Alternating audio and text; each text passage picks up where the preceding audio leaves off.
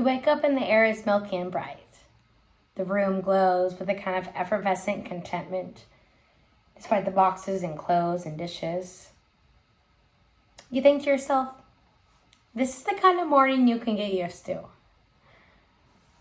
When you roll over, she is staring at you. The luminous innocence of the light curdles in your stomach. You don't remember ever going from awake to afraid so quickly. You were moving all night, she says. Your arms and your elbows touched me. You kept me awake. If you apologize profusely, go to page 2. If you tell her to wake you up next time your elbows touch her in your sleep, go to page 3. In 2019, there were 193 deaths across the world due to domestic violence. And sadly, as the world locked down around us, the Washington Post reports a dramatic increase in domestic violence cases. Ironic how those closest to us are capable of hurting us the most. While some may argue that staying in abusive relationships remains largely the choice of the abused, these notions fail to recognize how much of these agencies are being actually manipulated. How much of a choice do we really have if we feel there are no other choices? And even if we make all of the right choices, domestic violence is a vicious cycle that is nearly impossible to break from. So today, I invite you to play along in this choose your own adventure, as you are a part of this story just as much as I am. In the Dream House by Carmen Maria Machado.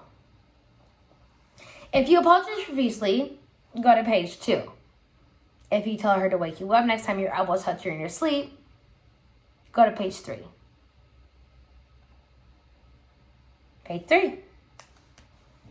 Baby, well, if this ever happens again, you can always wake me up and I'll move, or I'll go to the couch. I promise. I really don't mean to do it. I can't control how much I move in my sleep. You're such a fucking cunt, she says. You never take responsibility for anything you do. I said all you have to do is wake me up and I'll move. I'll go to the couch. I promise. This kind of incoherent desperation rushing through your skull. Wake me up and I'll move. Fuck you, she says. She gets out of bed. You follow her all the way to the kitchen. Go to page 15. Breakfast. You scramble some eggs, make some toast.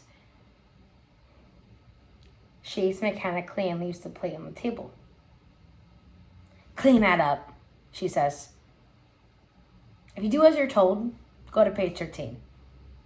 If you tell her to do it herself, go to page 17. 17. Are you kidding? Really? 17. You would never do this. Don't try to convince any of these people that for 1 second you would try to stand up for yourself. Get out of here.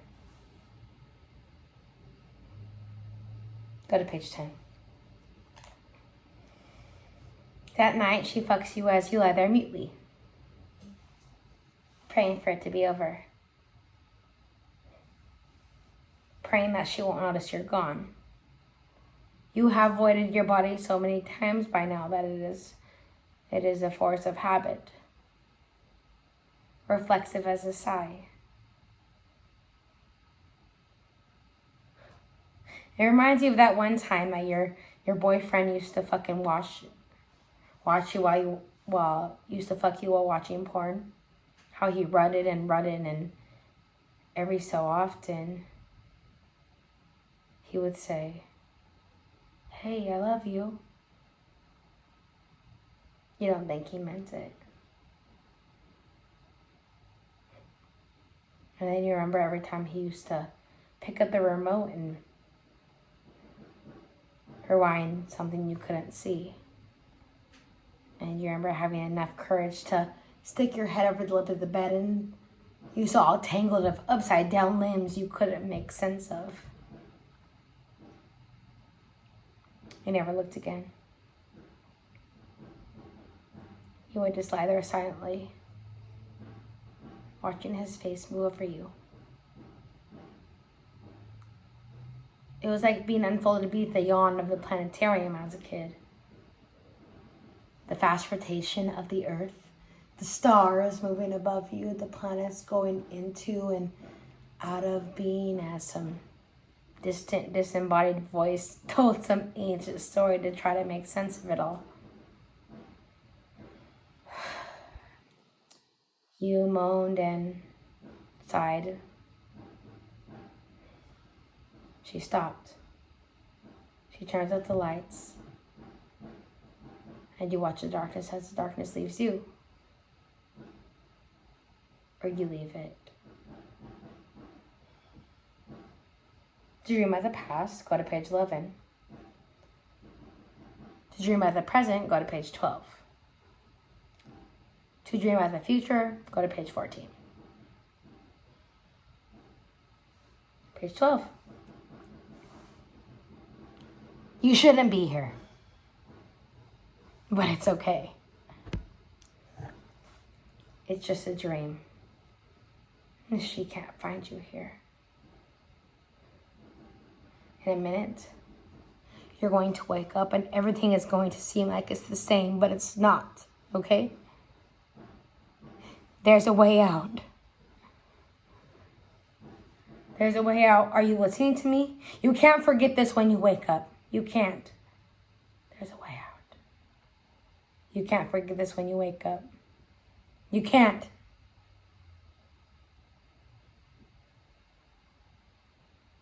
Go to page 1. You wake up and the air is milky and bright. The room glows with a kind of effervescent contentment despite the boxes and clothes and dishes. You think to yourself, well, this is the kind of morning you get used to. When you turn over, she is staring at you.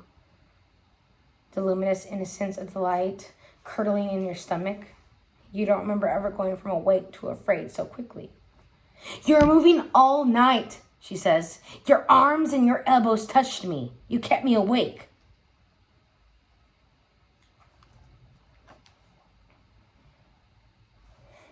Seven years later, and you still dream about it. Even though I am 4 houses, 3 lovers, 2 states, and 1 wife past the dream house. And the dreams aren't quite unlike those I had when I was a child. The ones where I could hear the distant thumping of some unseen monster.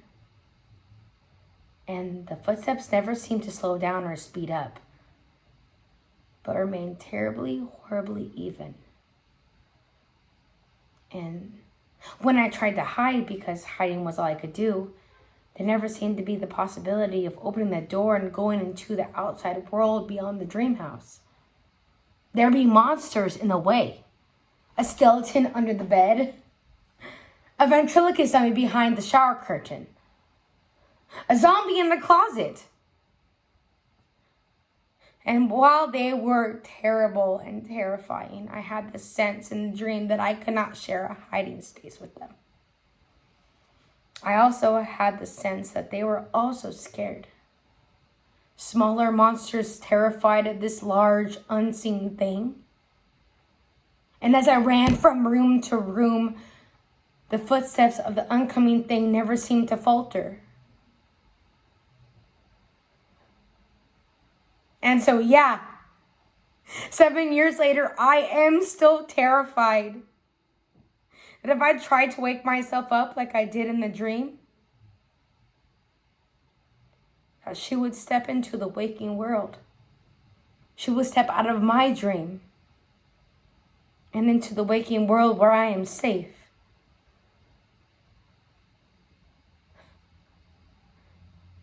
And I am so far away.